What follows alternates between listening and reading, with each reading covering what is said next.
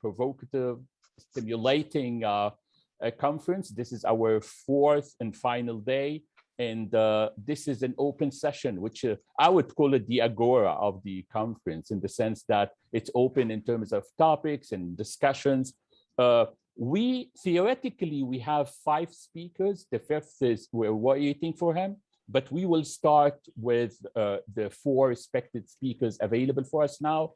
And my dear friend, Noha Hussein from the Nottingham University, Trent University, will start her presentation titled Architectural Quranic Inscriptions and the Dilemma of Interpretation. Noha is a postgraduate researcher and PhD candidate at the Center for Architecture, Urbanism, and Global Heritage at Nottingham Trent University in England. She received her master's degree and bachelor degree in architecture from Cairo University. The floor is yours, Noha. Okay, thank you very much, Ali. I will try to share my screen.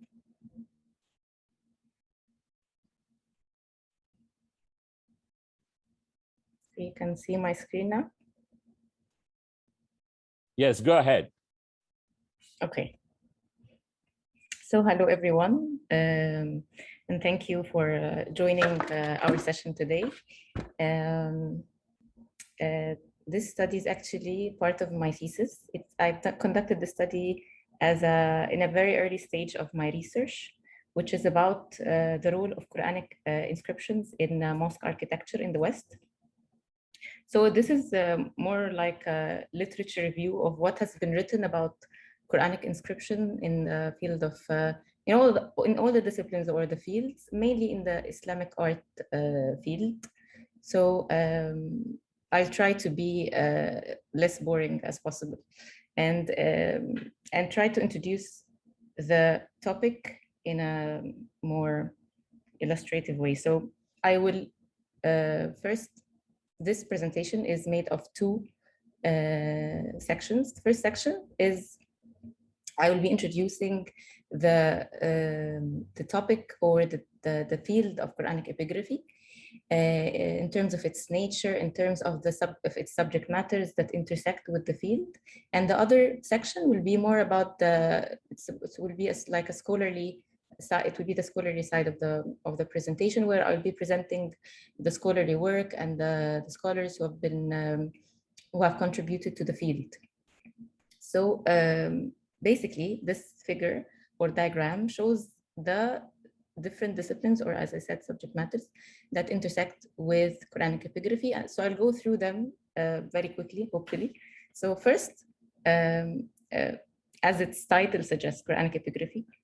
The first point of significance comes from its content, which is the Quran, of course, as I think some of you know, is believed to be in the Islamic tradition as the words of God revealed to his prophet, Muhammad, peace be upon him, through the angel Jibreel in Arabic language. And Arabic language is the second dimension of its content.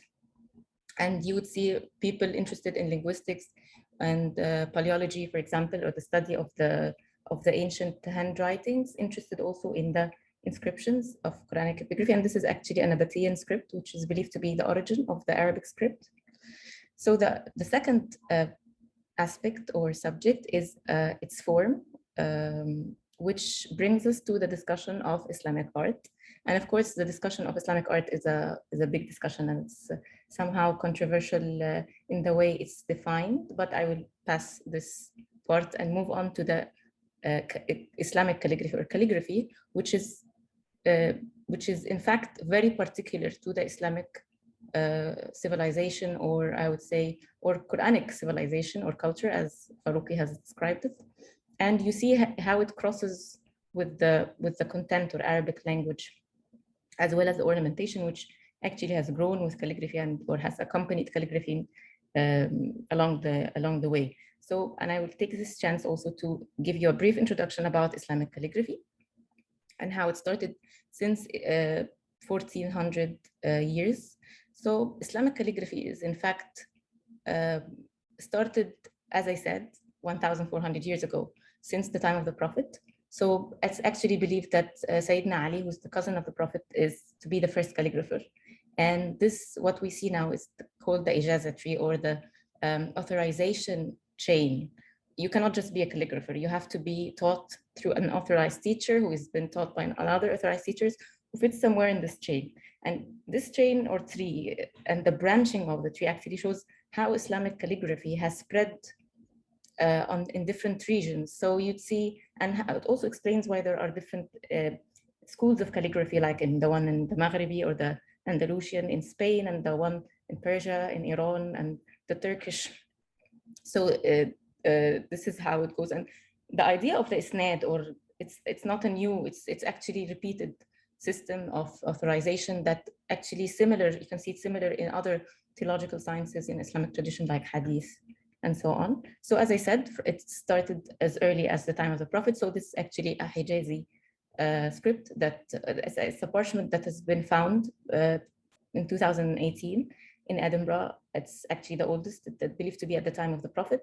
And you will see, I will just go very briefly and show you like the development of the style and over the years, and not just over the years, but over also the region. So you would see that was in 7th century. This is 8th and 9th century in North Africa. Here, 9th and mid-10th century in Tunisia, it's called the Blue Quran. And this is 12th century in Afghanistan, Maghribi script, 13th, 14th century in Spain, 15th, 16th century in Turkey, where this started to be this cursive, this is Muhakkak script, cursive scripts have started to develop along with the Kufic or angular. And also you can see that reflected on the, of course, the architecture.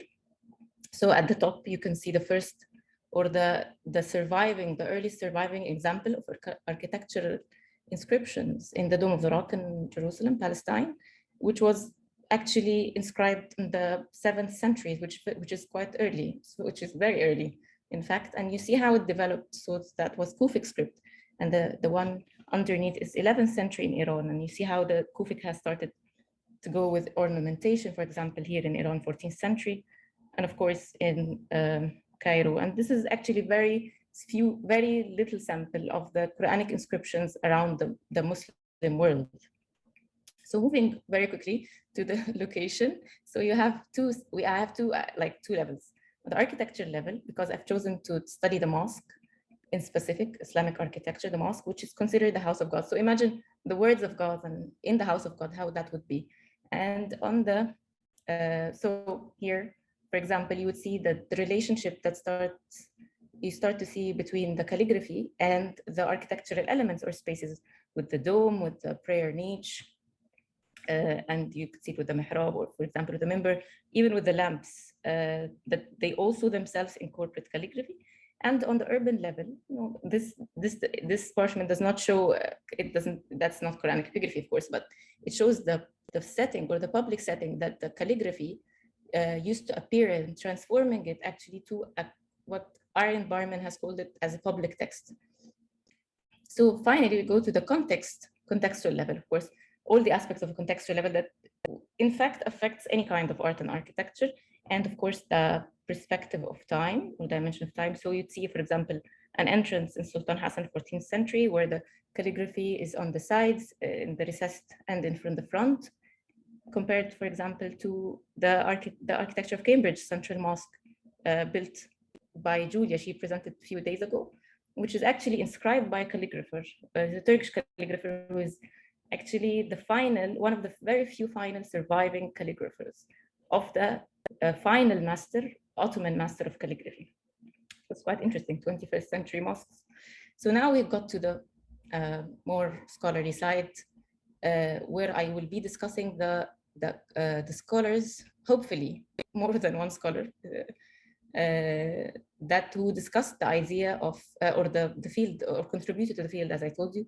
So I've tried to put the scholars under investigation, like all the writings that has to do with Islamic art or with Quranic epigraphy, and the most prominent scholar in this field actually is Robert Hillenbrand, and he's a well-known scholar in Islamic art in general. And he actually considers himself an Islamic architectural inscription historian.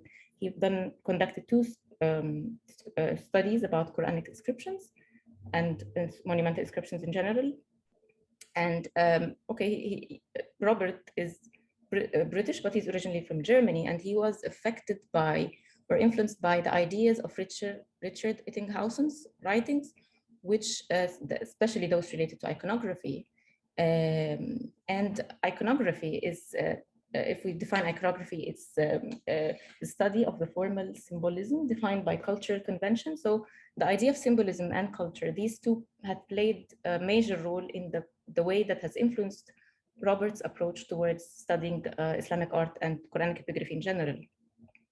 So I'll go briefly through quickly try as much as I can through these two studies. So the first study is Quranic epigraphy in medieval Islamic architecture. It was first published in 1986, and it asked a very logical question, which says whether the Quranic texts used in architectural inscriptions were chosen somewhat casually or on the contrary with the utmost deliberation. And for that, he chosen a methodology, qualitative methodology, or statistical, where he reviewed the Quranic inscriptions on mosques in an indices conducted by Erika Dodd and Shireen Khairallah in the image of the book. And that's the book. It's basically it's like an indices where there's 4,000 inscriptions on architectural buildings from Egypt, Levant, and India. So he used that to come up with some findings. Okay, so I will show a little bit of his findings and how I have commented on that, or we could discuss this all together, of course. So to briefly summarize his findings, Hillenbrand states the findings which emerge from the foregoing and admittedly brief survey are somewhat low-key and are liable to disappoint champions of the theory that epigraphy has a significantly iconographic role in Islamic art. These findings suggest that in case of the quintessential and most popular Islamic building, the mosque, which I've chosen as my case study, no attempt was made on a regular and methodical basis to make the inscription a commentary on the architecture which is decorated. And he goes on that the selection of the inscription was, it seems, surprisingly undirected. But he also suggests that there has been a correlation between the variety of functions of the building and the range of choice of Quranic verses. So the mosque is known as it has a wide range of functions, of course, on a secular and religious levels. So he would also say that it's also, since Quran is relevant to all human life, this could explain the almost endless range of Quranic verses found in mosque architecture, which might support the theory of intended choice of verses in Islamic architecture. And this, in fact, raises a question. So if there's a wide range of verses, why would someone who's responsible of choosing the script would favor one verse over the other?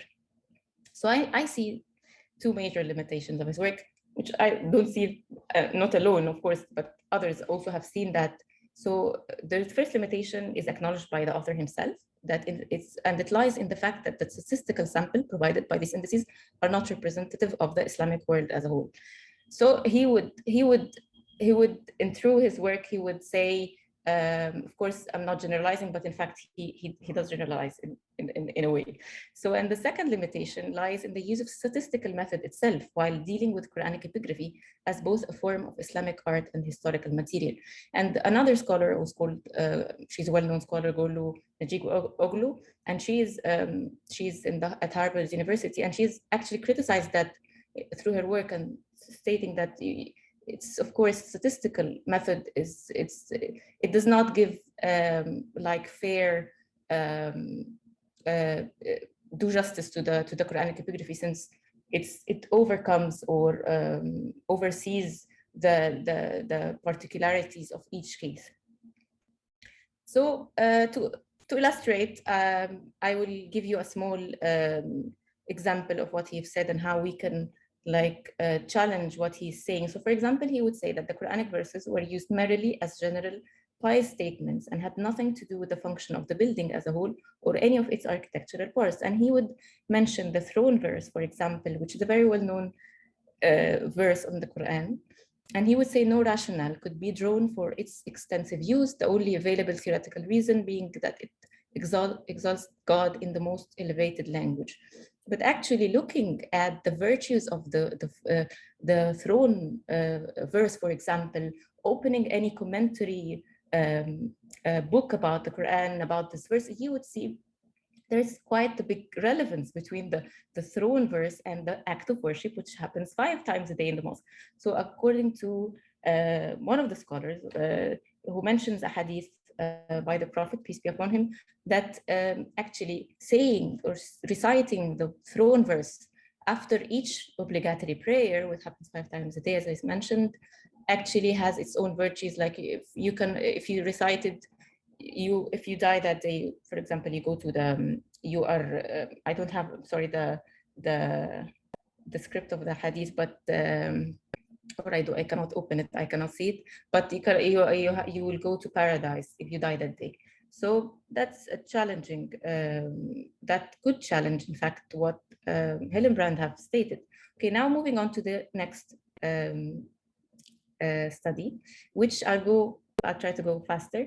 It's about the idea of culture. So we talked about the idea of symbolism and iconography. Now we talk about the idea of culture. And he, through this study, which he's conducted 2012, he tried to look at Quranic inscriptions or Islamic monumental inscriptions in general through the eyes of the culture. So but he wouldn't choose the Islamic culture in specific. He would instead choose earlier non-Islamic traditions and try to compare it with the epigraphy in Islamic tradition. So he would say, and he would come up with this idea or theory of divine leadership. And I'll give you an example of what he has stated in his paper. So he would refer to an inscription, for example, of foundational brick from the Mesopotamian time. And he would say that, which was hidden, it has inscriptions, which was hidden from the public by being placed inwards. So according to Hillenbrand's reference, it was meant to be visible only to gods. And he would compare this to the inscriptions of the Muslim creed located far beyond the human side at the top of the minarets. And so I tried to review his reference of Mesopotamian art. And this is an inscription, but not the stone that he's mentioned, he referred to, couldn't actually find it. And in the book, I didn't have to go farther than the introduction page of the book to see that actually Mesopotamian art is based on a religious view, worldview. So I've highlighted some of the quotations, and it says how it's based on the character of the religion, the art, and to understand the conception of God. At that time, you can understand it actually through the buildings. So here we raise the question. So isn't it possible that if we understand the Islamic tradition and try to look at the inscriptions from the Islamic tradition, that this idea could be challenged? So he keeps on at this, he repeatedly attempts this, and he would say, attempts to compare or prove his divine leadership theory. And he would say, for example, but common sense forbids the notion that the inscriptions in the particular held a specific message aimed at those who used the building. And he would say the higher ones were for God, were the lower ones for man, and that these inscriptions instituted a message from man to God and served as a bridge between the two.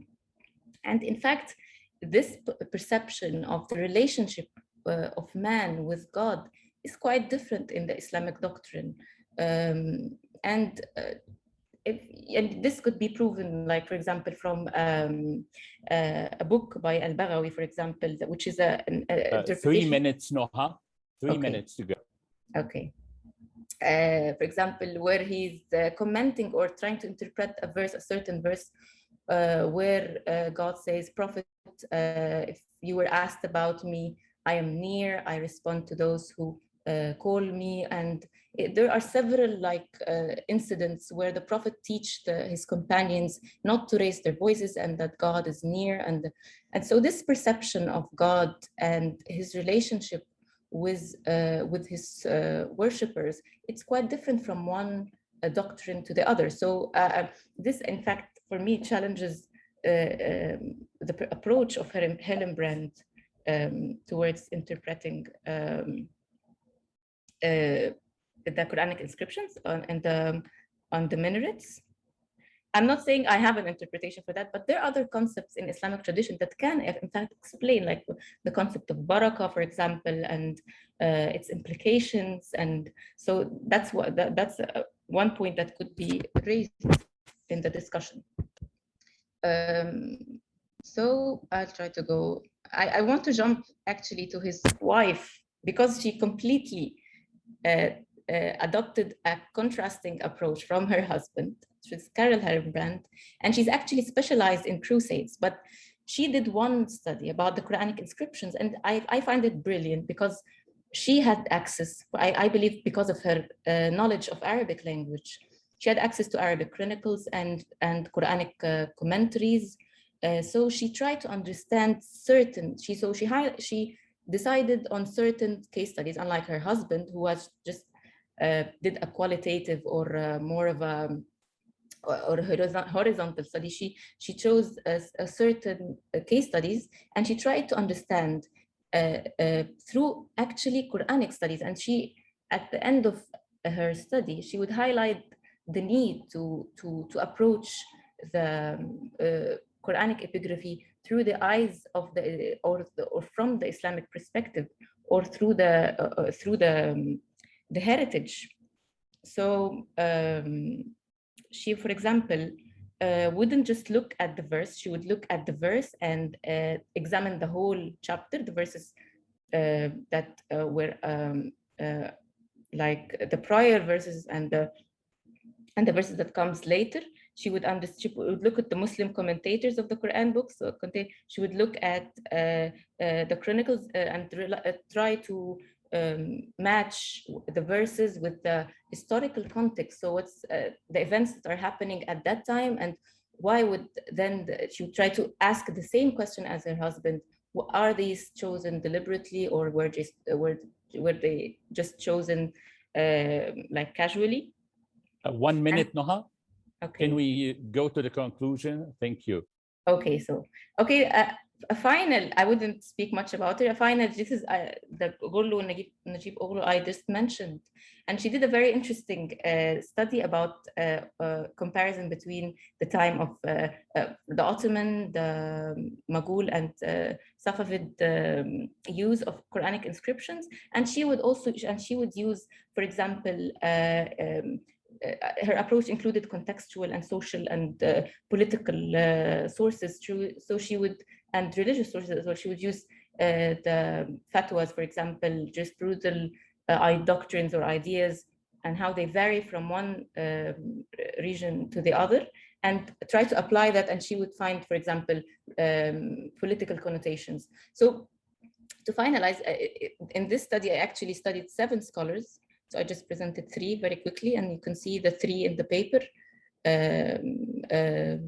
I found out that the dilemma comes from, of course, and this is present or exists in any art interpretation, I believe. When you look at one aspect of the art and neglect the other, or give it, of course, you cannot cover all the aspects or dimensions of a study, but focusing on one aspect usually and neglecting the other makes this dilemma. But what makes it more present in Quranic epigraphy is the absence of the Islamic traditional heritage or resources or essence in the studies. So of course there are some commonalities between the different types of arts and even religious arts, if I can say that. But of course art Islamic art has its own particularities that cannot be seen through the eyes of other cultures. And that's it. I don't want to. Okay, Noha, thank you so much for a stimulating presentation. Noha, I already received some questions in the chat box, but we will delay to the end of the session, and we will go to our next speaker, because as I said in the beginning, theoretically we have 5 speakers, so I will still give Professor Robert the benefit of the doubt that he might attend. And we will go now for Dr. James Miller, his presentation titled Indigenous Placemaking in Climate Diaspora. James from Western Washington University. Dr. James is an assistant professor in comparative Indigenous studies with a joint appointment in Canadian American Studies, Salesi Studies, and the Huxley College of the Environment, Western Washington University. A Kanika Maole scholar, architect, and urbanist.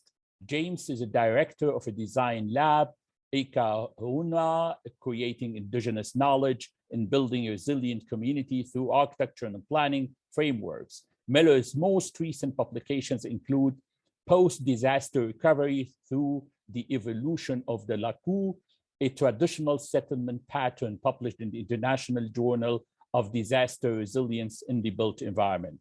James, the floor is yours. All right, thank you, Ellie. Appreciate it.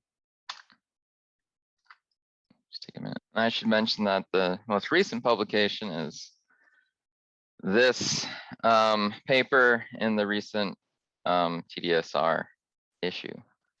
So if you want to, well, anyways, I'll start. All right, so as mentioned, I'm joining from Bellingham, Washington, which is the ancestral homelands of the Coast Salish peoples from time immemorial. In particular, I acknowledge that I'm an uninvited guest on the lands of the Laktamish and Nooksack nations. So for the past several years, I've been working with Marshallese communities across Oregon, Hawaii, as well as Northwest Arkansas. And this presentation draws from that work, which, as I mentioned, has been recently published in the recent issue of TDSR. And while it's difficult to present on the years of conversations, workshops, meals, etc., I want to focus on the primary findings identified in the paper with a brief introduction to the context. So you can read the paper for more in-depth discussions. So and it's important to note that the organizers, participants, and assistants in this work have largely been the women of the community. And in addition, non-governmental organizations like Living Islands and the Marshallese Education Initiative in Springdale have been instrumental in carrying this work forward, which is still an ongoing project, and I should mention, funded by the Social Science and Humanities Council of Canada. So global climate change, as we all know, is threatening the livelihoods of many, including many indigenous communities across the globe, and their continued habitation on ancestral lands is at risk. Climate forced displacement and resettlement is becoming a pressing global issue of our times. Highly vulnerable atoll nations such as Kiribati and the Republic of the Marshall Islands will be entirely inundated by seawater within the next century, are facing imminent relocation, which is the impetus of this study, as well as my previous research on cultural patterns in the Marshall Islands. So to reframe migration within an indigenous and decolonial perspective, oceanic peoples view migration as a strength, a mechanism that expands relationships beyond the boundaries of islands and across the vast Pacific Ocean. As Apili Hau'ofa identifies, the relational qualities of Moana, the sea that connects us all. Northwest Arkansas is seen as a new island for Marshallese within the United States. Migration builds social and family ties across time and space, proving a resilient structure for resettlement. Transnational movement is relational, adaptive, and responsive to changing environments. Within these movements, indigenous knowledge systems play a vital role in the continuity of knowledge transfer, cultural maintenance, and spatial design through resettlement processes.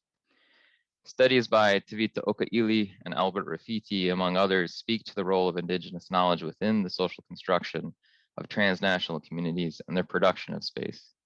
But less attention has been drawn to the role of indigenous knowledge systems in placemaking within transnational communities, in particularly those facing forced displacement and resettlement. Through an investigation of Remajal, or people of Aelan Kainad, people of the Marshall Islands, settlement in the United States, This paper examines the transportation of indigenous design knowledge to assist in cultural continuity as demonstrable in placemaking. It examines the implementation of indigenous knowledge in the form of design patterns and the production of an indigenous habitus, which represents the process through which indigenous epistemologies are learned, creating a schema that influences one's way of knowing in the world. The indigenous habitus also represents the political disposition of indigeneity, thus connecting the local indigenous community to the broader landscapes of indigenous resurgence. Remagil lay claim to 32 atolls and 5 small coral islands, as seen in this map, across 1,000 miles of sea consisting of 1,225 individual islets. The islets make up a total land area of roughly 70 square miles spread across an ocean area of 750,000 square miles. In the continental United States, we often like to think of this as the inverse of rivers to land, to kind of get a geographic reference. The islands form 2 parallel chains, the Relic and the Ratek, and the land is referred by the Remagil as Elan Kain Ad, these islands of ours. And the Elan Kain Ad refers to the sea, I, the sky, Lon, and the land, Kain, thus incorporating the water as a central component of land within Marshalese epistemology. Like their oceanic family, Remagil draw identity from the land and the sea. Mobility is an important component of this identity, as the sea connects one to the other, as I referenced to Pili Hau'ofa earlier. It is the space that holds relationships together. For Remagil, identity is grounded in place, geographically bound by ancestral land, but also embedded in mobility. The geographical place of ancestral lands is rooted in the Wato, the traditional resource division of land in the Marshall Islands, provided through matrilineal inheritance. To convey how Remagil produced their built environments through indigenous design knowledge, the concept of deep cultural patterns was developed in my dissertation, or in my doctoral work. In assessing sociospatial patterns that persisted throughout the long evolution of the culture-environment relationship, manifest in built form, I identified 6 patterns that are land as identity, land as wealth or abundance, Ipandron, Zhuangkijak, Mlapwoish, and Kumit. So Ipandron is the concept of togetherness, that responsibility and reciprocity within the community. Zhuangkijak is the idea of sharing resources from one fire, one family. The idea that we come together to share our essential needs. And the Mlapwoish is the idea of a multi-generational, it's the multi-generational house, but it extends the significance of dissemination of knowledge from elders to the youth, the grandchildren. And then Kumit is the concept of coming together to raise each other up, to build together. While not all-inclusive, the patterns help illustrate a system of habitation on the Wato, emphasizing reciprocal relationships between culture and the environment, alongside collective action. Their generative nature is apparent in the adaptation and reconfiguration of American tract homes in Madro to support Remagil ways of life, as well as the US tract homes within the US, Marshallese diaspora in the US, as I'll explain. Migration from the Marshall Islands to the United States has increased steadily since the Compact of Free Association was signed in 1986. The Compact of Free Association allows Remagil to work in the US without visas and provides, often providing funding for university scholarships and access to healthcare. And there was a recent healthcare bill that was signed that opened up healthcare to Marshallese within the United States. Remagil settlements in the US have increased in size over time as families encourage relatives to migrate for jobs and to take advantage of good healthcare and education through a common chain migration. Today, there's a growing urgency to migrate due to concerns of climate change impacts on the well-being of island life. And although it's been hard to verify that the significance of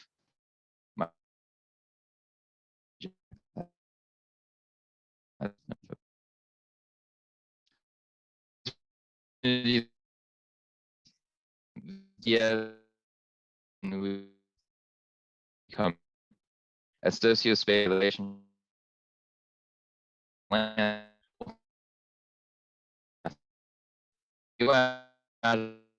necessarily rather in the movement within the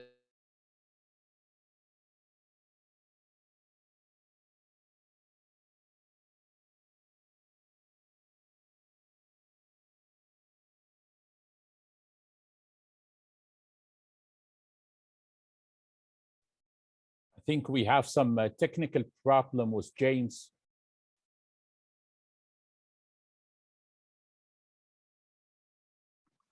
Yes, it He's looks trying like to he... yeah, he's trying to coming There you back. go. Yeah, good, good. Uh-oh. We lost the last 30 seconds, so All right, maybe I'll just restart this slide. sure. All right, is it back online?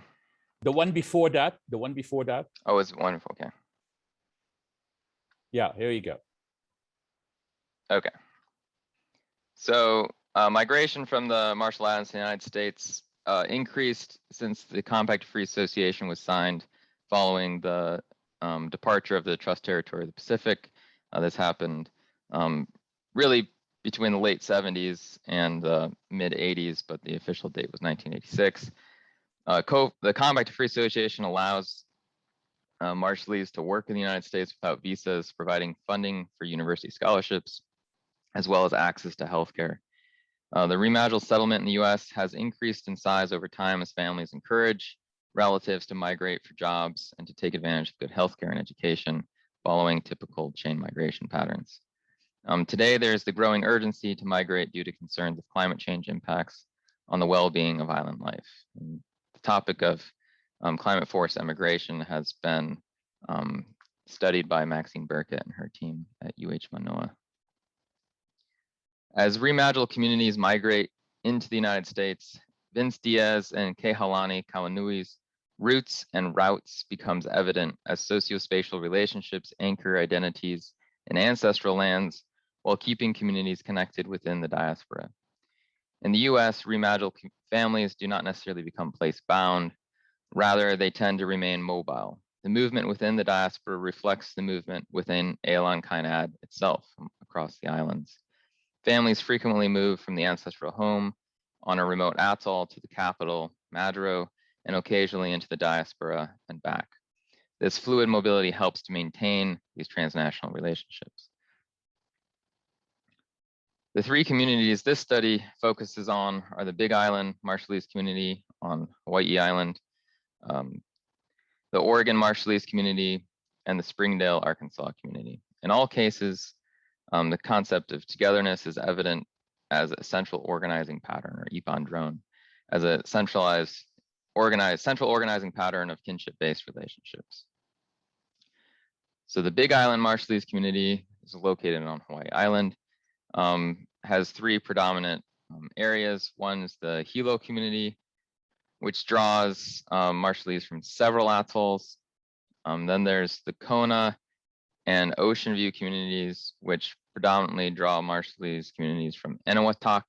And Eniwetok was one of the displaced atolls due to the nuclear proving grounds, or during nuclear tests during the period of the nuclear proving grounds. And the Ocean View community, which is the very southern community on this map, is particularly, I think, significant within this study. It hosts a population of approximately 500 Remadgel, all from Eniwetok. And from visiting many Remadgel communities across the United States, Ocean View appears to be the only community with self-produced housing coinciding with settlement patterns that reflect those of the Wado in the Marshall Islands.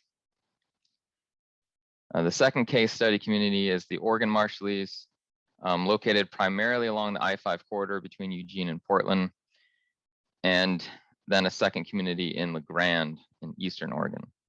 The central meeting base for this community is the state capital, Salem, which has the largest population of Marshallese.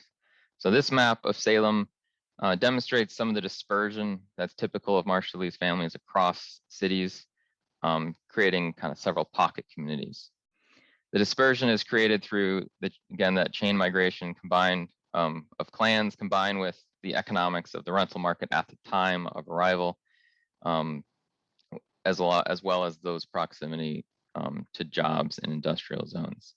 And those industrial jobs tend to be in the canning factories in Oregon. This map of LeGrand, Oregon was created through a participatory mapping exercise using Google My Maps with members of the LeGrand community. And in LeGrand, the Remadel community lives primarily in 2 apartment complexes within walking distance to one another and close proximity to Eastern Oregon University, a big draw for the population there. But the resources used by the community are quite spread out, requiring car for transportation, which leads to many issues for that community in particular. And the third site is the community that resides in the tri-state region of around Springdale, Arkansas, which includes Neosho, Missouri, Kelcourt, Oklahoma, and Kelcourt, Oklahoma. This region represents the largest Remadel population living outside of the Marshall Islands, with a population of roughly 15,000, though that number's a bit outdated. The primary industry for this community is poultry, working in the Tyson plants. The community in Springdale represents approximately 7% of the city's population. The primary neighborhoods of Springdale in which the community live are highlighted here in the orange. The neighborhoods with the largest Marshallese population are located within a large planned unit development that provides lower cost duplexes and a large apartment complex with easy access to the highway. So the duplexes are in that large orange space, and then this large apartment complex, medium density along the highway is there in the west end of town. Through shared experiences, history, stories, symbols, place names, landmarks, in the built environment, there is an enhanced collective sense of meaning. This sense of place identity reinforces a collective attachment of place through these interconnected memories, identities, and sensory stimuli. Through these modes, Remadel communities recreate everyday cultural patterns within Western forms of architecture and urban development, while also constructing new meanings around cultural practice. In Springdale, Arkansas, a hidden aesthetic allows Remadel to hide in plain sight and keep rule breaking hidden behind the facade of a suburban duplex. The only distinguishable cue is the pile of shoes on the front porch stoop. This notion of a hidden aesthetic allows Remadel communities to avoid risk associated with surveillance of municipal governments. This process, which is a process that ties to Lojanovska's analysis of resisting assimilation. And the reason for that hidden aesthetic is to avoid penalty for essentially high density living situations because of what I'll talk about in the multi-generational. 3 minutes, James. All right, thanks. So within Remadel communities in Hawaii, Oregon, and Arkansas, everyday cultural practices shape their spatial production, including social gatherings that maintain notions of togetherness and resource sharing across space, as well as the activation of public space for Remadel events. The most common forms of placemaking take form in housing, in the multi-generational and receiving homes, coming together, resource sharing, cultural practice. Together, these activations of culture in space provide a strong framework for improving Remadel community development across the climate diaspora. In Remadel cosmology, the heavens sit upon 4 posts, reflected in the 4 posts that support the roof of a traditional house. Within the diaspora, Remadel communities construct space on 4 foundations of knowledge: Bedebedinjin, Bedebedijan, Ipandron, which is togetherness, Enra, which is sharing, and Kumit, working together.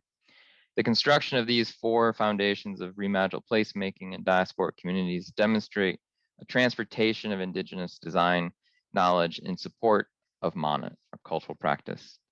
And these processes are helping communities to withstand the oppressive forces of settler colonialism and find ways of building coalitions with other communities of color in the receiving communities to counter a pitting of racialized communities against each other, which was identified by Dean Serranillo in Hawaii. So the MLAP Woj, or the multi-generational house, is a term that comes from Namdruk Atoll and used to describe the largest house on the Watho, inhabited by the Alep and their grandchildren, a model of intergenerational knowledge, dissemination, and care. The physical manifestation of settlement around the MLAP Woj has been condensed into higher density habitation of Western housing models. Remational families reconceptualize the spatial order of American duplexes and apartment units to reflect the spatial order of the village settlement. So in Ocean View, that unique transportation of village settlement is evident within these 1 acre parcels of Hawaiian Ocean View estates, where clans have purchased multiple lots to form villages. This figure illustrates the village development of one clan, including the development of a remodeled church and central meeting house for the community. Redefining suburban agricultural land parcels as Wado, communities reestablish their socio-spatial protocols, land use, and building design, including the organization of kinship-based social units. 1 minute, on these parcels, James. 1 minute. Okay, thanks, Ellie. On these parcels, families are able to maintain important cultural aspects such as the or earth oven, and gather together for important events. In these cultural practices, we see patterns like Zhuang Kijek, one fire, one family appear. Just gonna jump ahead. So NRA, So understanding the ways in which immigrant communities apply indigenous design knowledge and placemaking processes is nuanced, but a growing number of nonprofit organizations are helping to identify how these processes may become manifest. Connecting public policy, nonprofit work, urban planners, architects, and community through participatory processes grounded in land-based epistemologies will help improve the development of pluralities rather than homogeneity. As outward migration and climate-forced resettlement increase globally, built environment professionals, activists, and communities also need to begin to engage with decolonial and indigenous approaches to city building. To begin to establish a framework of indigenous design knowledge with regard to resettlement planning within and across the climate diaspora, as well as to allow for a plurality of ways of life, the following principles need to be maintained and protected: individual autonomy, collective responsibility, non-hierarchical authority, communal land tenure, and mutual aid. Mahalo nui. Thank you so much for what I would call it a very sensitive presentation, James. And I'm sure it will create a lot of discussion once we're done with this session. Let me introduce our third speaker. And the title of her presentation is Exercising the Virtual Collection Strategy in the Context of the 21st Century Alor Traditional Society. This is our friend Clara Puspa Anderwati. She is at the University of Oregon in USA. Clara is a research scientist and lecturer at the Department of Architecture, Tarumanagara University in Indonesia. She is currently pursuing her PhD in architecture at the University of Oregon. Her research focus is in the field of traditional society, cultural ecology, and design method. Her series of inquiries to the Alor Regency have been published in 2 books, conference proceedings, and a journal. Wonderful, Clara. The floor is yours. Thank you. All right, I'll share my screen. Just a second.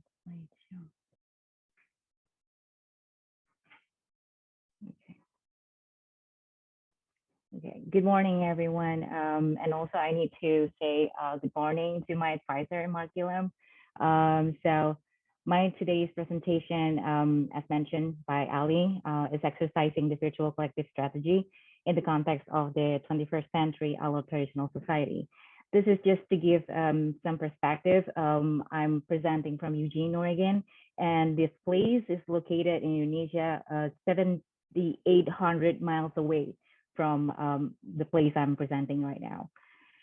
So the virtual collective strategy story in our Gen 6 really happening because of three phenomena and three multi levels.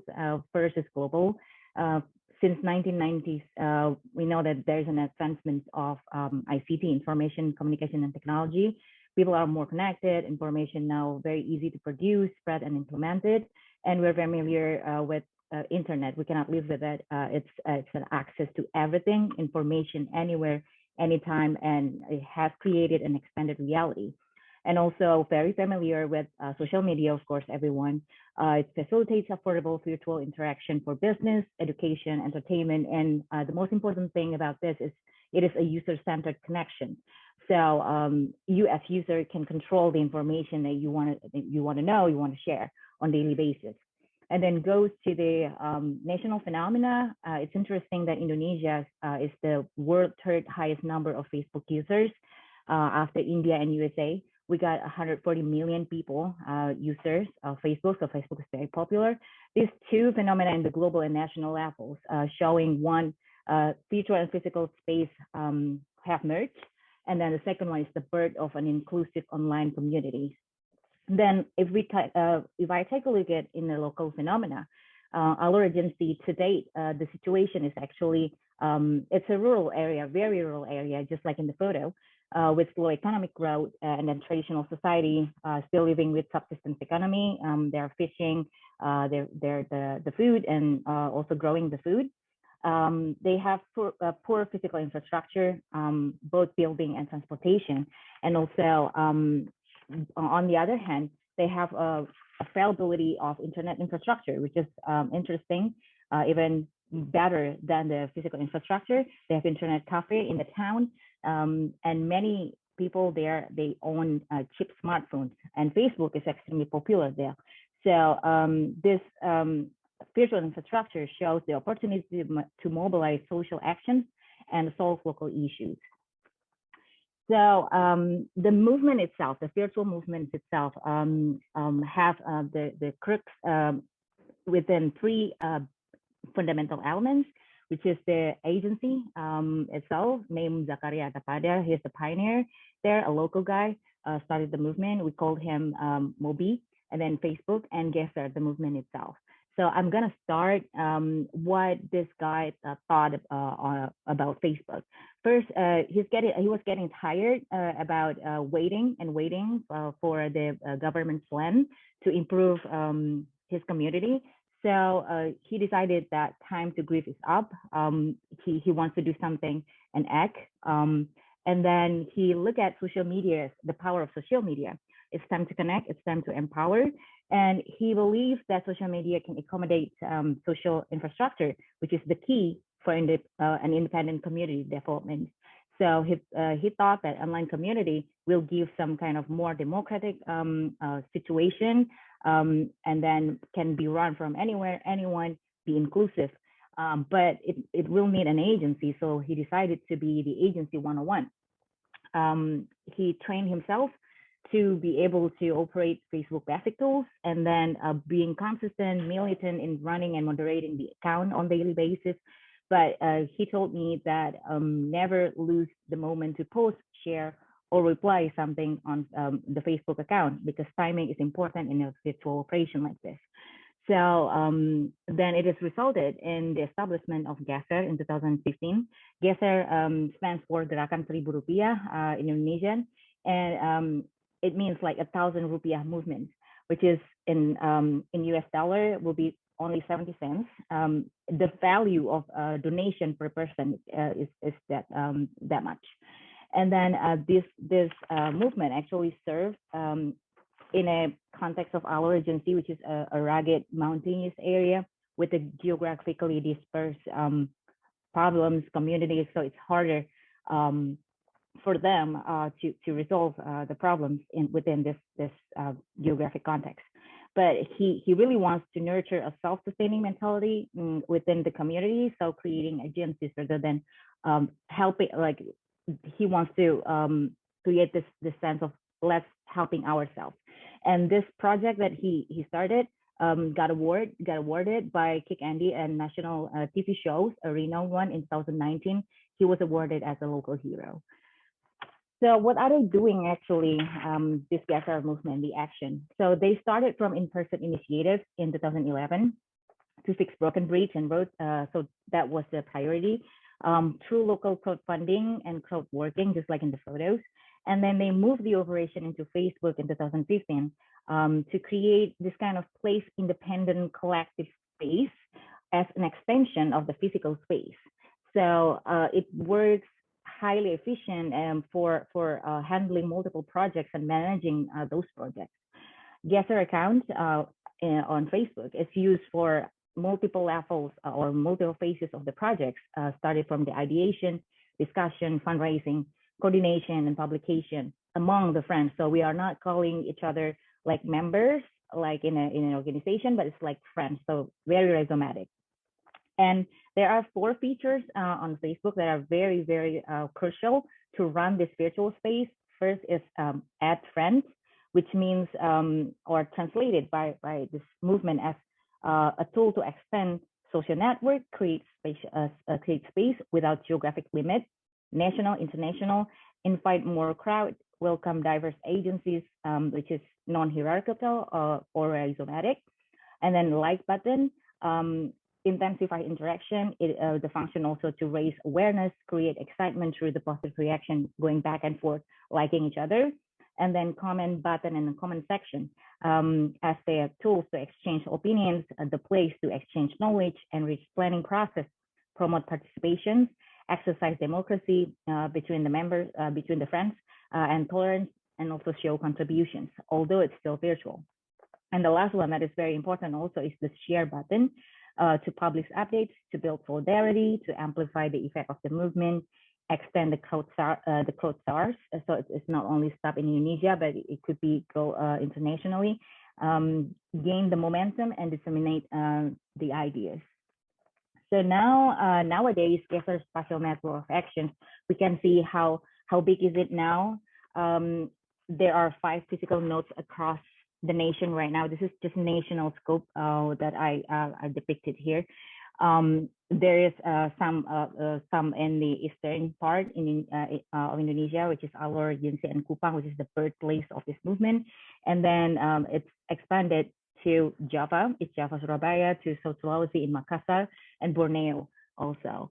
And also internationally, friends abroad, they are in Singapore, Malaysia, and myself in the United States. Friends of Gesar are united by a common value for a better humanity rather than geographic proximity.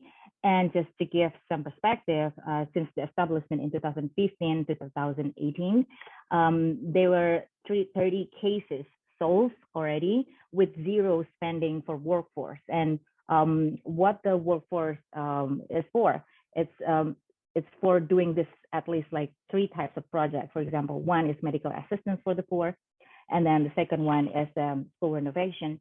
And the third type is house renovation. So this is just like giving some example. For the school renovation, one building, they use typology of 6 classrooms in one building, and it only spends like $512 US per building.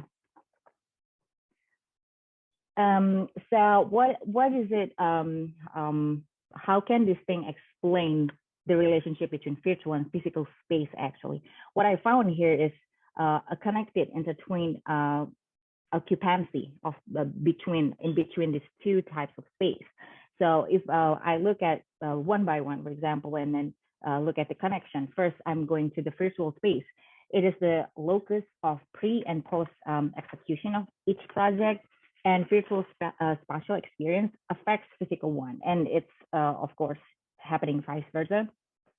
This experience absorbs virtual features into certain meanings. So let's say the Facebook buttons that I already explained have certain meanings rather than just like the button itself. It's like more into a social action or activities inside the functionality in Gesar operation. And virtual space might be more liberated with an intensive real-time social engagement, but still the occupants find actual meaning when they can execute some action in the physical space. So physical space is still needed. It is the locus of project execution. Although during the planning process, it seems like less active than the virtual one, but this is working as a site of experimentation. And from the physical space itself, we can evaluate the project. It will encode and articulate the virtual collective actions together with the meanings that have been perceived during the virtual operation and be enriched during the physical interaction. Both virtual space and physical space, they are connected, they are binded by the core infrastructure itself, this is the basic requirement, which is the local community itself. So if local community is there, then they can connect this too. This is the workflow and the special practice to just like give you how the process is working in the connection between the virtual and the physical space. So first, when the project is ideated, it will go virtual first through the posting of problems on Facebook timeline, and then still go virtually through open discussion in comment section. And then the next step is fundraising and financial report on Facebook timeline, happen daily, and usually Moby himself, the leader, the pioneer, he will do this, but this happens virtual and physical, so occupying both spaces. Why? Because sometimes the donation, they just transfer it to Moby's account, or many times also people just like come to his place, his house, and then just like drop the donation, or he will pick up the donation itself. So both will work on those two realms. And then the next step is after the deadline of fundraising passed, this movement will gather people to work and then post progress of work on Facebook timeline, which is also a daily basis. And this is happening in both, again, physical and virtual, back and forth during the execution. And then after the project execution, it will come back to the cycle of ideation and so on and so forth. Either it is like new project or just evaluation of the same project. So as an architecture scholar, what I can learn from this movement actually, because they are not an architectural movement, of course, but this is very important to learn about because I found that this movement has created an unstoppable expansion of socio-spatial network. What does it mean? So everyone that get involved in this movement, they are performing a definition or like characteristic that is like match or identical with James Clifford Toffler's and Gilles Deleuze nomads, for example. Who are they? They are people who dwell in no place, which means dwell in every place, always in a ready state to transform. So they're very active. They're very ready to change something.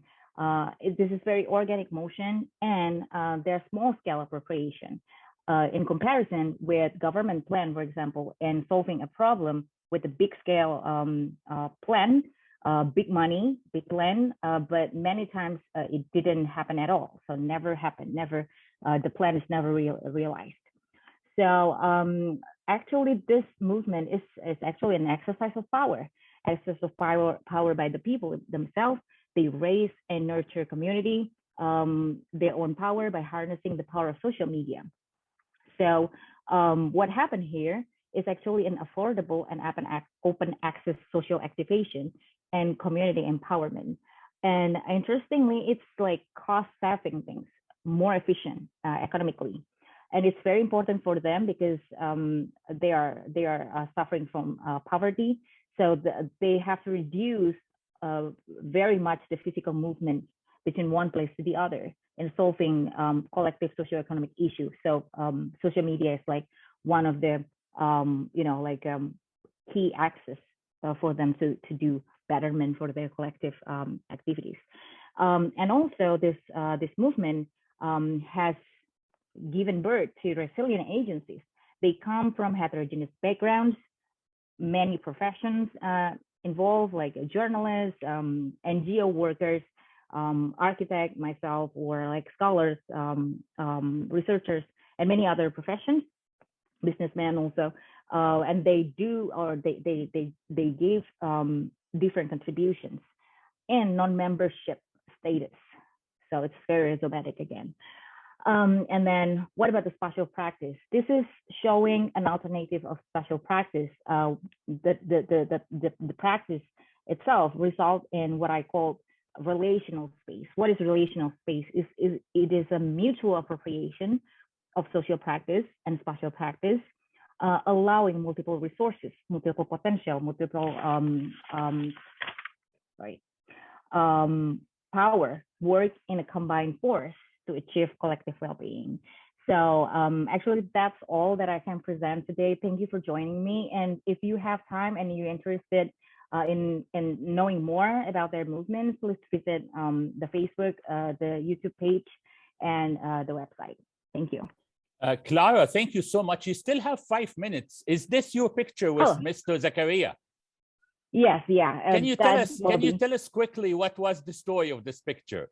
Because it's a beautiful picture and you still have 5 minutes. Right. So before I left Indonesia to go to University of Oregon doing my PhD program, I opened a coffee shop in that place where I took the photo with Moby. And that coffee shop is actually a dream to, you know, like creating some more physical space for them, for the community there, so they can, like, you know, having this place to discuss more projects while doing donation and everything. So we did lots of discussion in this coffee shop until late night. So probably it's like really early in the morning or night, because we talk like 6-7 hours per night together. Yeah, that's a wonderful story. And wonderful. And I hope that you guys were drinking coffee only. Thank you so much, Clara. This is a beautiful presentation. Thank you so much. I'm sure that we will have a lot of questions later. Thank you. Yes, and our final, and our final presentation, since Professor Rob is not around and we sent him a couple of emails, but the presentation is titled Management of the Commons and Global Poverty in the Developing World, Critiques and Strategies for New Immigrants, Imaginaries for the Development of Slums. And this is a presentation by our dear friend, Professor Anna Cavalcanti from Delft University of Technology, Delft, Netherlands. Dr. Anna is an architect and urban planner who studies urban informality in socio-spatial productions of underprivileged people to better address housing solutions to the poor. She has performed participatory research in some of the poorest favelas in Brazil since 2008. Her work have been published in reputable journals such as TDSR, covering the topics of human habitat, labor, the theory and practice of design and human rights. She is the author of the book Housing Shaped by Labor, The Architecture of Scarcity in Informal Settlement, published in 2018 by Jarvis Press. We're so happy to have you, Professor Anna. The floor is yours. Thank you. Good morning, good afternoon, good evening, everyone, depending on where you're located. My name is Anna Cavalcanti. I am currently a postdoctoral researcher and a professor collaborator at the Faculty of Architecture and Urbanism from the University of São Paulo, FAUSP, in which I'm conducting a postdoctoral study on commons and dwelling. The postdoctoral research is titled Learning with the Commons, Housing for an Urban Social Revolution. And my postdoctoral research is funded by São Paulo Research Foundation, and it has been supervised by Professor Leandro Medrano, and it has also the collaboration of Professor Tom Avermaet from ETH Zurich. Today, I am presenting a paper which I defended in 2019. Excuse me, I will try to pass the slide. I have difficulties to, today I'm presenting a paper which elaborates on data from my previous research, which I defended in 2019, which was my postdoctoral research. That research data was acquired way beyond the doctoral period since my graduation in 2008, and it ultimately finished in 2018, a bit before my doctoral defense. So in this sense, I conducted research for about 10 years in the favela Sururu de Capote using ethnographic tools. And this paper, which I present to you today, is a result from a re-elaboration of the data which was previously acquired to discuss its relationship with the theory of the commons, which is a theme of my most recent postdoctoral study. This presentation is titled The Management of the Commons and Global Poverty in the Developing World, Critiques and Strategies for New Imaginaries for the Development of Slums. So the favela Sururu de Capote is located in the city of Maceió in Brazil, and it is considered as one of the most precarious settlements in that country. That favela is located in front of a pond, the Lagoa Mundaú, in English, Mundaú Lagoon. And when I first met the residents of the favela Sururu de Capote, the oldest members from the community soon started to tell me about how the settlement had emerged. They told me that it was the need of rural migrants to derive their livelihood from fishery practice, which has driven inhabitants to settle during the 1980s in front of that lagoon. The first residents were dismissed sugarcane factory workers from Alagoas State, and they went to the city of Maceió because during that decade, there was a huge economic crisis in Alagoas State, which affected the production of sugarcane. So from sugarcane factory, steady employees, they began to work exclusively from the extraction, manufacture, and commerce of a common good, the sururu. Still today, circa 80% of the inhabitants report that they derive their livelihoods from the fishery of sururu. Of course, some residents tell that they also have some part-time jobs to complement their income, especially during the season in which the sururu is not so abundant. But still, this is a very representative number of how a common good was important to the emergence and growth of the community, which is composed today by circa 2,500 inhabitants. So beyond the importance of that common good, it is also important to notice the value that that common good has to the community in more subjective terms. That common good has named the community, whose name is Favela Sururu de Capote, but it has also to some extent shaped both the identity and the notion of citizenship of residents, who identify themselves as fishermen or as marisqueiras, Portuguese for woman mussel cleaner. But how does all that process of managing a common good, the sururu, happens in the space of the favela? Over the years, the community has orchestrated a sophisticated way to self-manage that natural resource. Community members self-organize themselves through age and gender, in which men are responsible to fish the sururu, whereas women and elderly are responsible to clean or to sell the sururu. That common resource is later sold at the margins of the favela with the so-called formal city, and its profits are shared throughout the community under the coordination of fishermen. So at the end of the day, the fishermen are responsible to pay the community members according to the revenues which they earned after selling the sururu, which was manufactured in the favela. Women will receive about 3 reais, which would be around 50 cents of a dollar, for each 25 kilos of sururu, which they manufactured in the favela.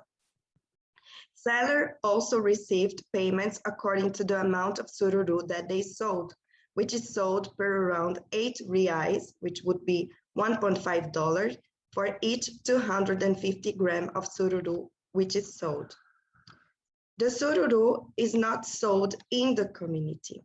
It is sold to people who dwell in other parts of the city, who only go to the favela in order to buy the common good because of its low prices, and they buy it through kiosks located at the margins of the favela with the formal city. Besides, the activity related to that common good shape both the houses, the alley, and the overall spaces of the favela. Starting from the shape of the house, which have to accommodate spaces to allow women to clean the sururu, to the orientation of alleys, which have to be straight to facilitate the working activities from the lagoon to the kiosks, where the sururu is sold, up to the overall configuration of favela. So using the framework from Elinor Ostrom on the collective governance of commons and the elaboration of research data on the favela Sururu de Capote, we can draw some conclusions. The first lesson is how commons shape urban spaces and how they ultimately orchestrate practices of commonality in cities of the global south, such as urban subaltern spaces. Sorry for that. In this sense, what urban theory usually defines as informal space may be, in the case presented, also a space shaped on a big system of survival through CPRs, the common pool of resources, as defined by Elinor Ostrom in 1990. Second, data indicates that the common pool of resources of Sururu are being managed collaboratively from that community in the same way for years, and that its members have been growing over the years. This is also a strong characteristic of a good management of common pool of resources, according to Elinor Ostrom. During her career, Ostrom has also mentioned the socio-ecological systems as to define complex systems which unveil the cultural, the social, and other aspects and characteristics of commons and common life. Perhaps this would be the most suitable term to define both the affective, economic, and spatial connection, which was framed collaboratively around the management of that common good in the favela. Not only the term CPR, but also the term socio-ecological system, which was one of the latest terms that was defined by Elinor Ostrom. Finally, the question of the commons in the favela Sururu de Capote also raises an important question on happy themes of urban commons in the global south, because it represents a particular form of action based on a collaboration of a unit of individuals with self-managed and informal city. That particular unit of beings acted according to the dimension which they could and according to the possibilities that they had to survive, using concrete actions in the space which they lived and both natural and urban resources from the city. Thank you very much. Thank you so much, Anna. Excellent job. And you still have some more time if you want to elaborate, or you're done? You're ready for questions? I'm ready for questions. I would really like to receive feedback from the audience and to answer. Sure. Thank you so much for, again, one more exciting and stimulating presentation. I have plenty of, I wouldn't call it even questions, I would say ideas and concerns, because the four presentations literally had the power to evoke ideas and inquiries. But I want to start by giving our colleagues attending the session the opportunity maybe to pose some questions or ideas. And I know that Paki Nam, I don't know if she's around, or yeah, she's still around. Paki Nam, you have some questions that you want to share with us for Noha and also for Clara, I think? Yes, thank you very much for this very fruitful session. The floor and is thank yours. you, Professor Ali, for coordinating. Right. So firstly, I would like to ask Noha, thank you for the very wonderful research scope. It's really proven very curious towards your methodology. I have noted, however, that it is very difficult to divorce oneself from a bias towards one's religious dispositions, I think, when poaching the subject. I have touched that particularly in your presentation when you spoke of the throne verse. So do you consider this a shortcoming of research, a lack of objective perspective, or do you consider it as a researcher yourself, a privilege to bear subjective bias?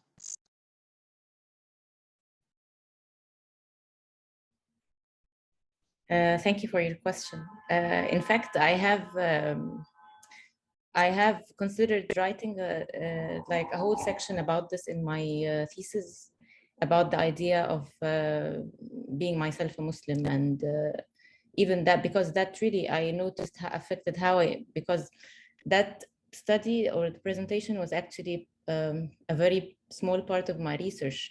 What I'm actually doing is interviewing calligraphers, architects, and Muslim communities in the West, and see how the process of choosing calligraphy in the design process, how it goes, and what influences such process, and all these things. So in fact, being a Muslim, of course, have had an effect on the interviews in terms of, for example, the kinds of discussions and the open-ended questions that I had with the calligrapher or with the Muslim community or the architect himself. And I believe that the idea of, this is a personal belief, but that idea of objectivity is somehow impossible, especially in such study. So I believe that the most objective way to do subjective study or a research is to announce your, as you said, for example, biasness, or I would say your background. As, for example, we have seen Robert Hillenbrand, who actually, his background has influenced the way he has approached Islamic inscriptions. But the difference is that he did not announce about that. We had to dig deep to know what kind of influence or that explains his approach towards the Islamic calligraphy. But on the other hand, if, for example, in my thesis, for example, I would announce my background and give some reflections about the process of research that I've went through. I'm not saying this is the optimum, but I'm saying this is something I thought about, that it might be, it might give some objectivity to this subjective nature of the research. So I don't know if this answers your questions. Well, thank you, Noha. Bakinam, you have another question for Clara, right? Before listening to Budur. Go ahead, please. Go ahead. Okay, thank you. Clara, thank you for the very, very curious research on your part. I have a question. Does the advent and coining of the term platform urbanism prove helpful to your research endeavors?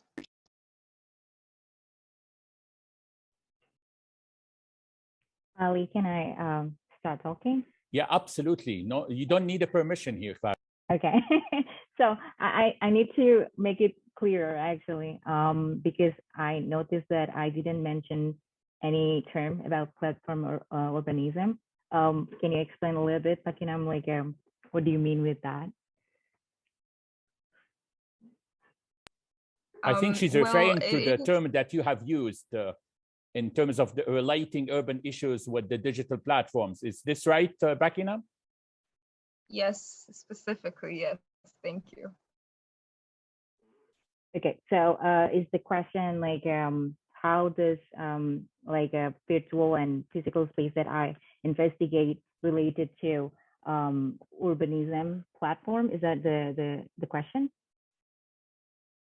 It's just the general wondering, has it come across you when that term and the research endeavors made under that term, or has it not? Because it is pretty novel. It is not very old concept. So that's why I asked you, because it seemed so obvious in your research using platform urbanism to harness all of your data. Thank you.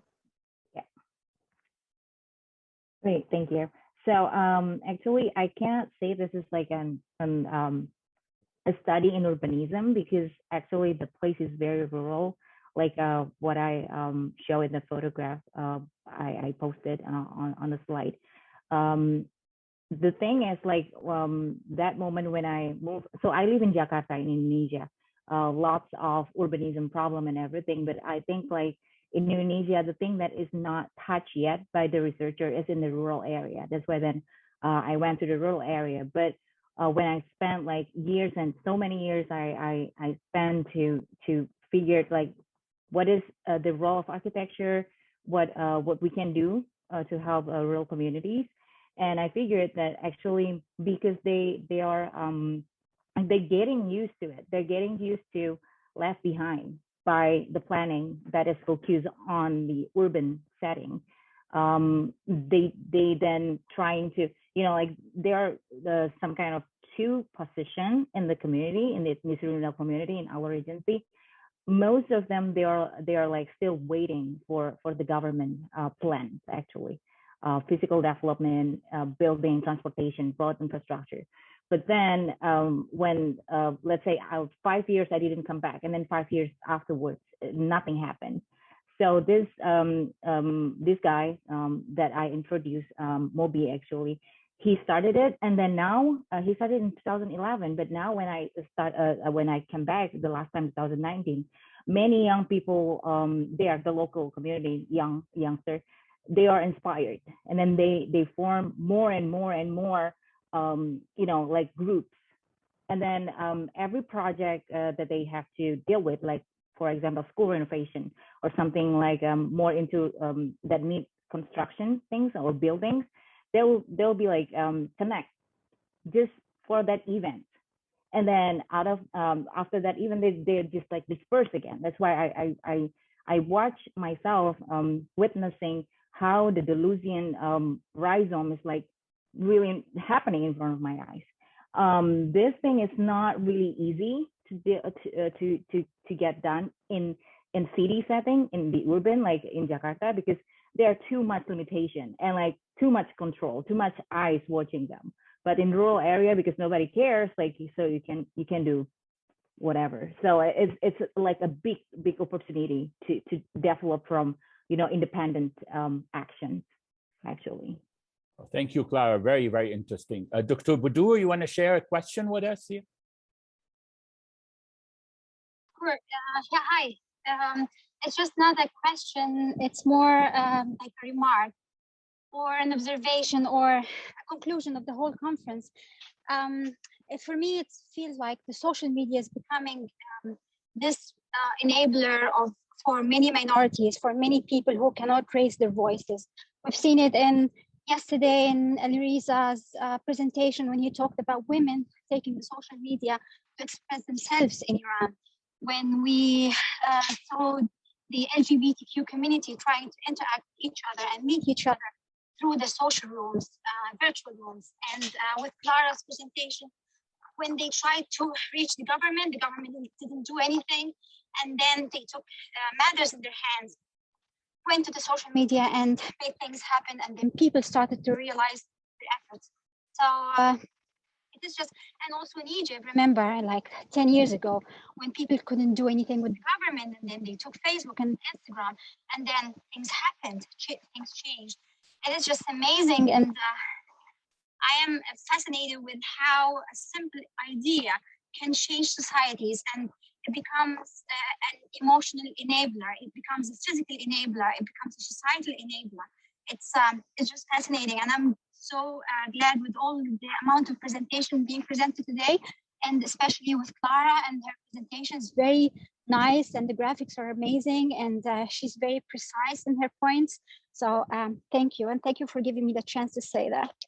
Sure, absolutely, Budur.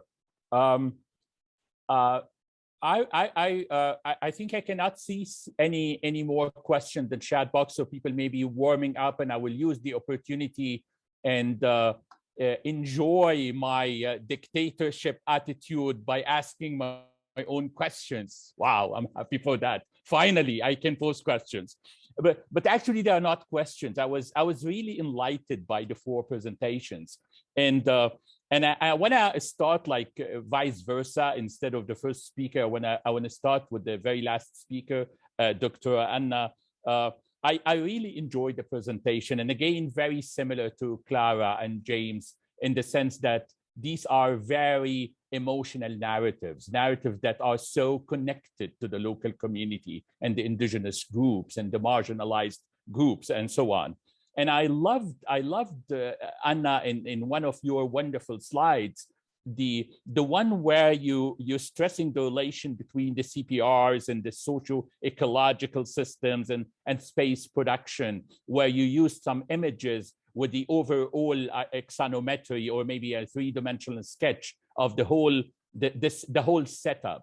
And the idea that came to my mind, particularly when we know about the history and the evolution of some of the favelas in Brazil, that is there any possibility that this would lead to a touristic consumption in the future, and then suddenly, instead of this favela totally directed to its local community and its people, suddenly you have people coming to see it and to take photographs and just to enjoy in a very superficial manner the whole setting, as opposed to keeping the favela and the concept that they have created in terms of the dwellings surrounded by what I called it kind of traditional market, run by women and so on and so forth.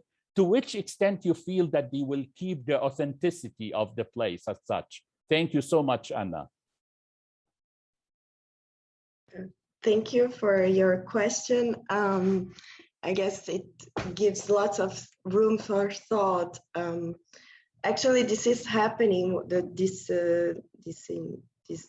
Tourism is occurring in large scale in favelas, especially in Rio de Janeiro. So this is a process that is already occurring in many favelas in Brazil. The favela that I studied is located in a small city in Brazil, which is the city of Maceió. So this process hasn't arrived there. And but I think that the focus of the presentation was to show this richness and these working activities and the importance of this common good to the emergence and to the growth of that community, and how the community has over the years managed these common resources and also managed to grow around these common resources. So I think losing the identity within this context is something that I don't see. What I see is the precarization of the settlement overall throughout the years. And in a certain way, the bounds from the community with the exploitation of the common resource is not exclusive anymore.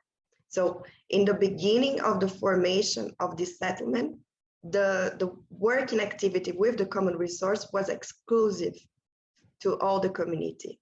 So it was vernacular. The houses were built in a more vernacular way. The activities ranged around these vernacular practices and indigenous practices. Right now, it's a hybrid practice.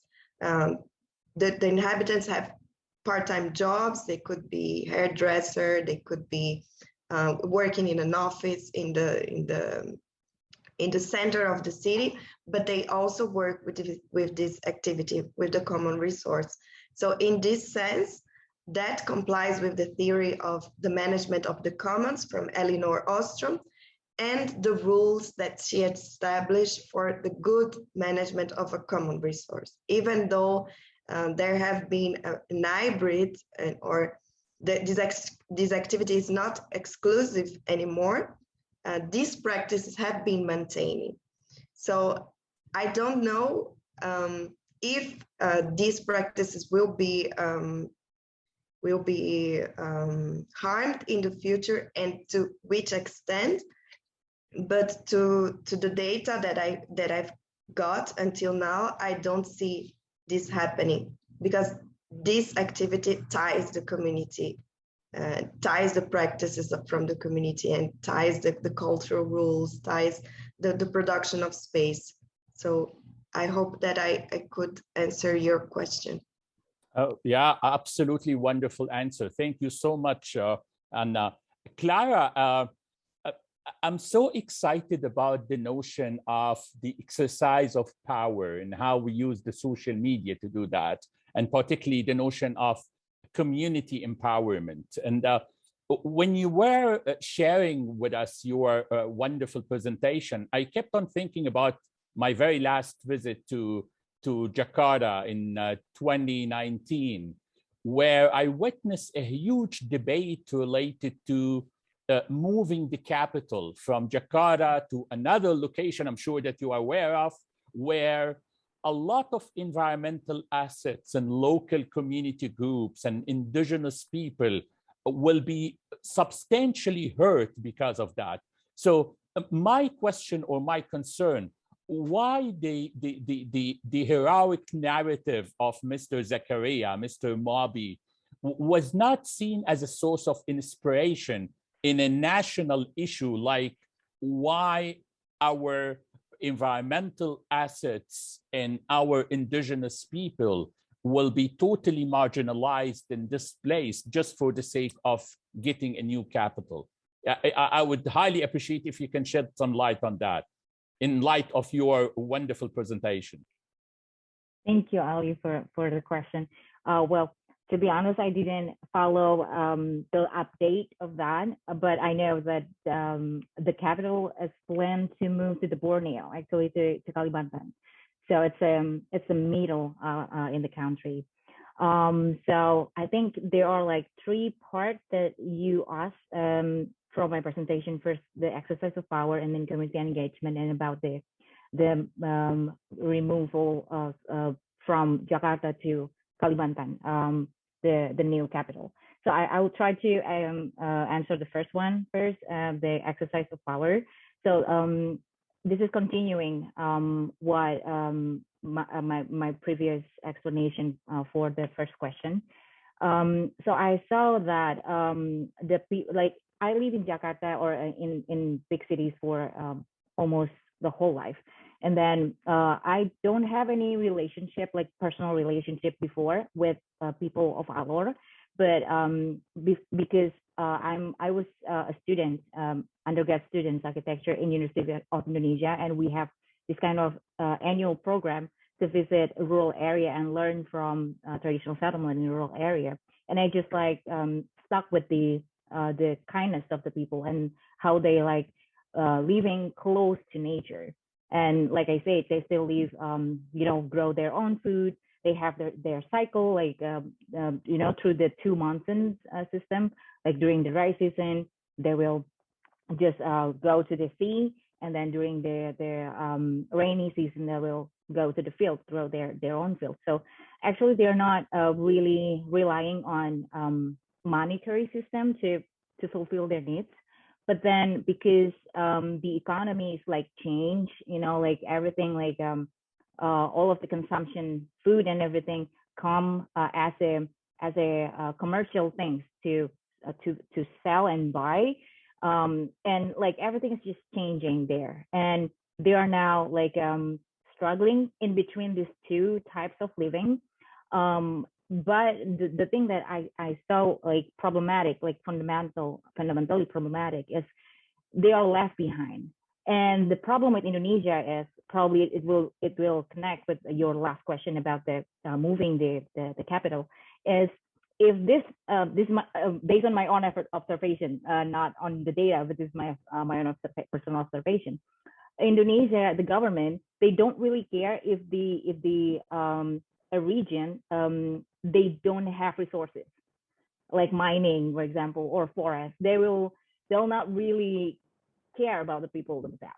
But like in Java Island, Java is like the center of economy because the soil is so fertile. Like you plant anything, it will happen.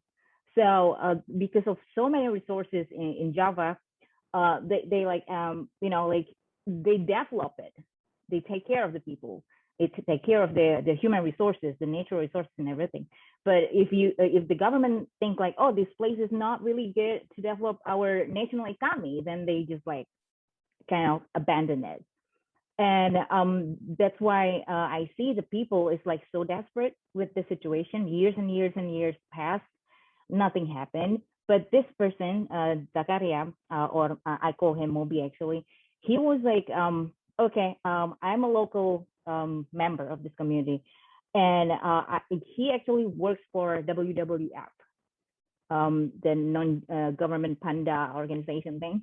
And then he was thinking like, okay, I have knowledge, and like Foucault said, when you have knowledge, you have power. And I guess like even though he's not he wasn't going to school to learn like all of the philosophical stuff and everything, but he just like growing awareness because he cares about the local community, his hometown. So then he started like, oh yeah, actually from small power that he got from his knowledge, he then trying to exercise it through his own account on Facebook. So then he started the priority for this geographically dispersed community, because it's like islands, a small archipelago, actually, the whole agency.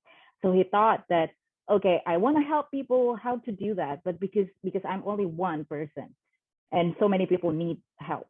So he was like, first try in-person action, but like it happened, but the problem's too much, too big. So he moved to social media because he thinks like, I can exacerbate or like reinforce the power more, amplify it. And I can call people faster, because when I called, I can share it like at the same time to so many people. And then so many people who still have like good heart, whether you are living in the city context or rural or international, if you have like still, like willingness to develop the whole nation. And then because eastern part of Indonesia is the one that is like mostly left behind. That's why then the capital is moved to the plan is moved to the central, because it's always riots in the eastern part of Indonesia, because they are poor, because they feel like injustice. Papua, for example, they got like Freeport mining gold and everything right there. They took everything, and then they get it to the foreign, I don't know, like who got the benefit from it, but not them. So that there was always riot. There's always something like a separationist or something like that. But we who live in the city, like in Jakarta, for example, the narrative is so different, because the government will create some kind of things and then spread it in the news and perform this rural community in the eastern part as like separatists, rather than like, hey, these people need something from the government. So that's like kind of segregation, like the idea between who live in the rural and the central is so different. So that's why the president, Joko Widodo, he kind of like, he's pretty, trying to distribute the economy better, because he knows that the eastern part is like very, very poor and everything. So he thinks like, okay, I will move the power to the central and bring together with the replacement or the movement, the economic development.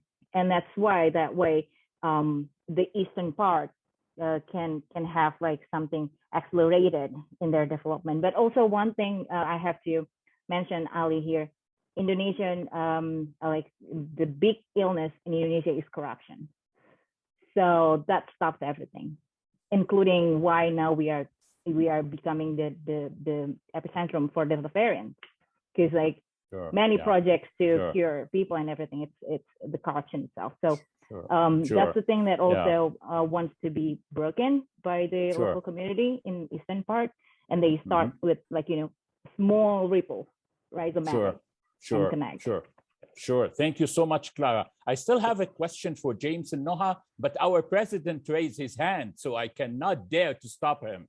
Oh, President Ali, Mark, go ahead. please. No, I've really enjoyed the conversation and very good presentations. But I especially am intrigued by the most recent discussion kind of on power and economics, and what underlies a lot of what happens in the built environment. While we as designers and academics might think altruistic reasons underlie that, there are many other reasons why. So, for example, the move of the capital in Indonesia is driven, I would argue, in large part by economics. Now, the question is the chicken or the egg. Is it economics for power or power for economics? I might be leaning to power for economics. So the idea is that, as we develop land, somebody's benefiting.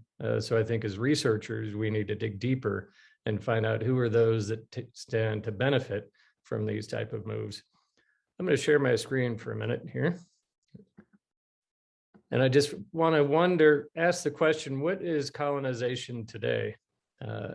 So if we were to say, because of social media, we become some of the richest people in the world, and we're going to take that money and we are going to take and purchase for $63 million, 600 acres of beautiful Kauai land.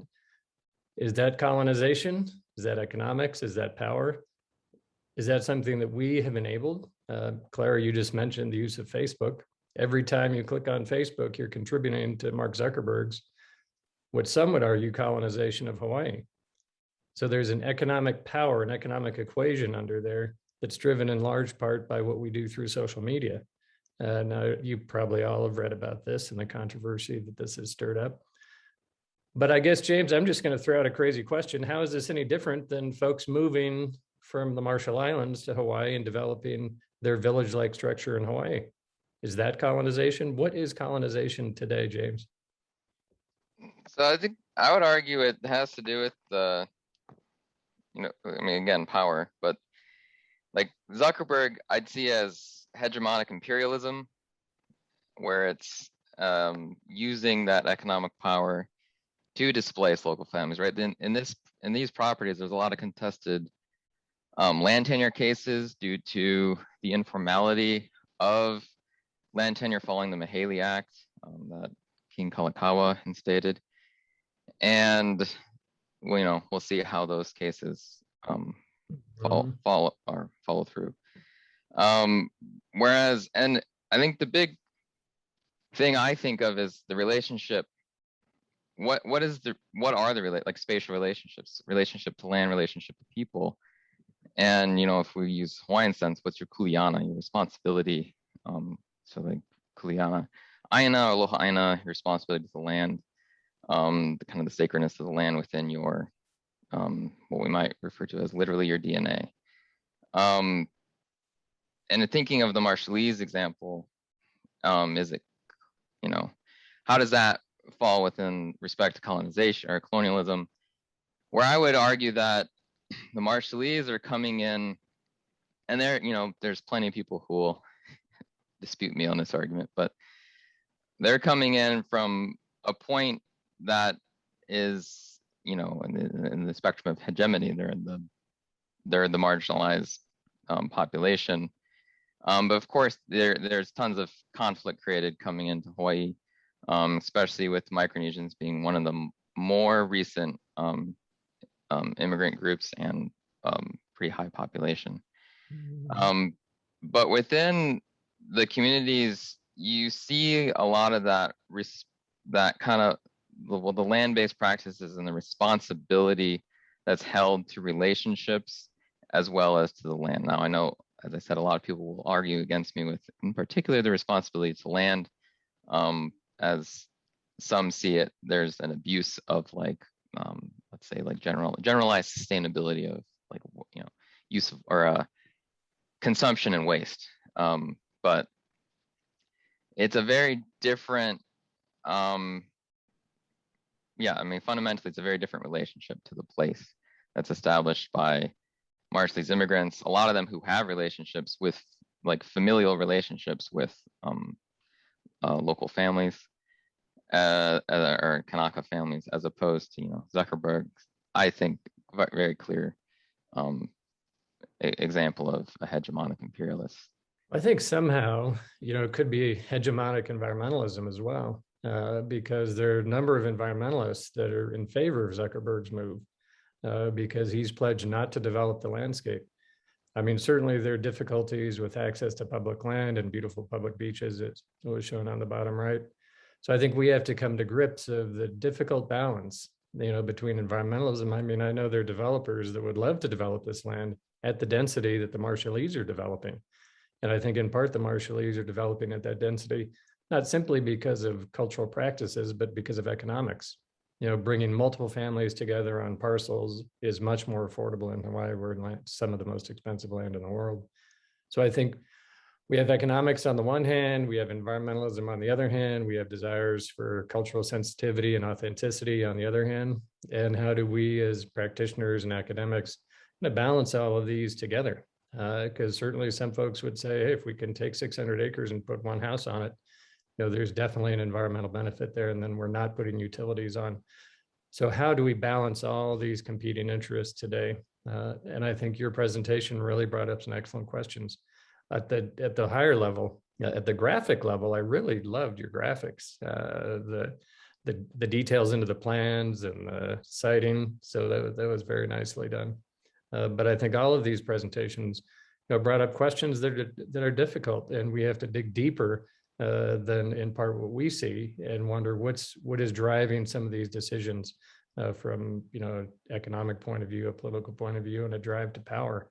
And I think sometimes we have to look at what is our agency doing in support of this kind of move. Well, Ali, thank you for giving me a moment.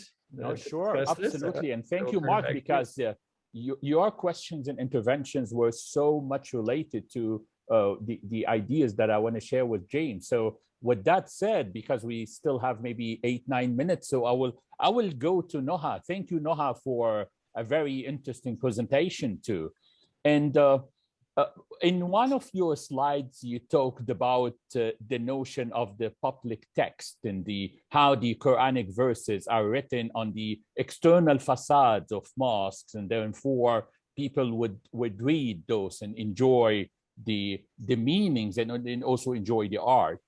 And hence my question / concern is related to which extent you see those verses, the Quranic verses, particularly on the external envelopes, on the external walls of mosques and Islamic religious buildings, are moving from beautification to invitation to knowledge share, in a sense that I would argue that some Muslim architects and scholars use the walls as a sort of knowledge walls, very similar to what the Egyptian pharaohs used to do, that the walls of the temple is actually an open text.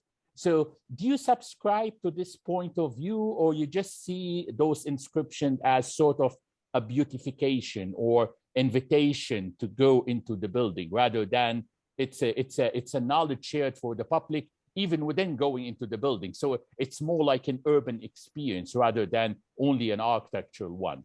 I would highly appreciate your thoughts on that. Thank you, Noha. Thank you for your comment. I would actually share not my answer to that question, but the calligrapher's answer and what they intend when they actually inscribe these verses.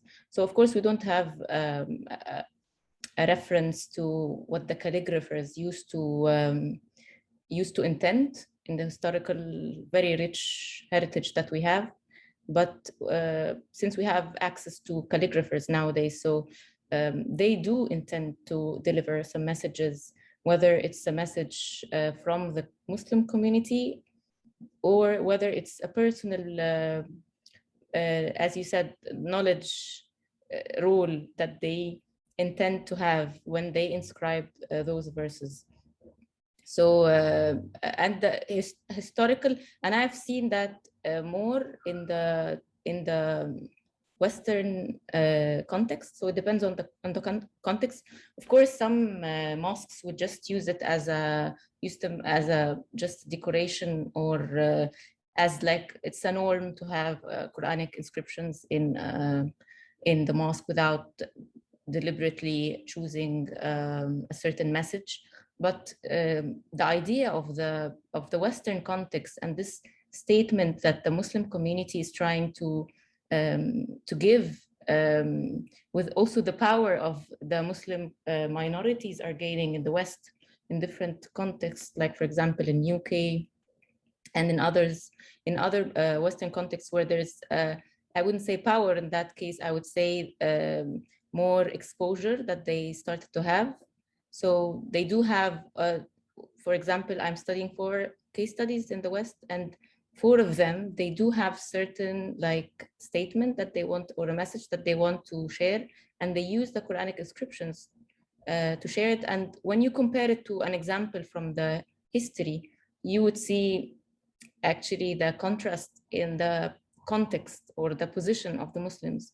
Like, for example, if I have a time to elaborate, for example, when you look at the Dome of the Rock, for example, it was built at a time where there is also a Muslim minority in terms of number, but in terms of power, they were dominant. So, but there was like a Christian context where when the Dome of the Rock was actually constructed, and which is in fact somehow similar to the Western context.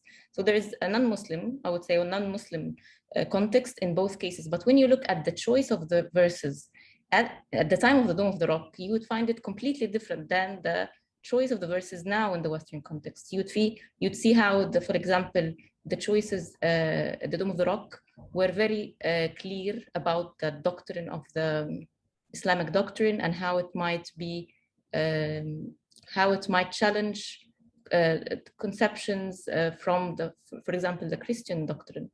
But now it's more of an inclusive, welcoming approach to the choice of verses. So it also brings out this power into the discussion. When Muslims are minorities but they do have the power, their statements is quite different than when they are a minority but with less power. I hope it answers your question. Naha, yeah, wonderful answer. We still have 3 minutes, so I just want to say a quick observation for you, Naha, because I know that this is an ongoing research, right? I would good luck. I'm sure that you will end up with a wonderful piece, and I would encourage you to consider looking at how this tradition of using calligraphy and iconography is extended to the contemporary time. And I would recall cases like the National Egyptian Library in Alexandria, and how the external wall is also used as a form to exhibit different kind of languages and verses and so on and so forth. In Doha, Qatar, where I live, I would consider definitely the building of the College of Islamic Studies, IMPAI, Museum of Islamic Art, the new rehabilitation of the center of the city, where the building where the archives of the whole state is in a building where the external walls of the building were transformed into literally knowledge walls where people would read part of their history. So I would encourage you to look also at some contemporary examples. And thank you for wonderful presentation and thought-provoking ideas. Lency, do you have a final comments before we close? Because we have 2 minutes before going to our break. Go ahead, Lency, the floor is yours. Sure, thank you. I appreciate that, Ali. See if I can get my video up. I just wanted to say that I appreciate all the panelists, and I think that there's a concise theme between all of them on, as Mark said, these dynamics of power and the use of space. I really appreciated Anna's use of graphics to convey how people are using space, and her ethnographic work. It really relates to James' ethnographic work and approach in the Marshallese communities, and kind of understanding the humanistic components and how people's individual narratives relate to their built environment. And then I can see at the larger scale how Noah and Clara's presentations look at more of an ideological and kind of political roles in the global sense. So overall, I think they were really beautiful presentations, and I'm really appreciative to be a part of the discussion. Thanks, Ali. Sure. With that, okay, Clara, yeah. Oh, that was oh, I'm sorry. Yeah, she deserved that, of course. And speaking of clapping, I think I need to clap for all of you. You did a wonderful job. It was my honor to share the session. I've learned a lot. And as Mark and Nizar said yesterday, I'm sure that next time we'll meet in person and we'll have good time and lovely drinks and great food. And you guys take care and get ready for the closing session. Thank you so much. It was my honor. Take care. Take care. Thank you, Thank you, Ali. Ali. Thank you all. Bye-bye now. Bye-bye.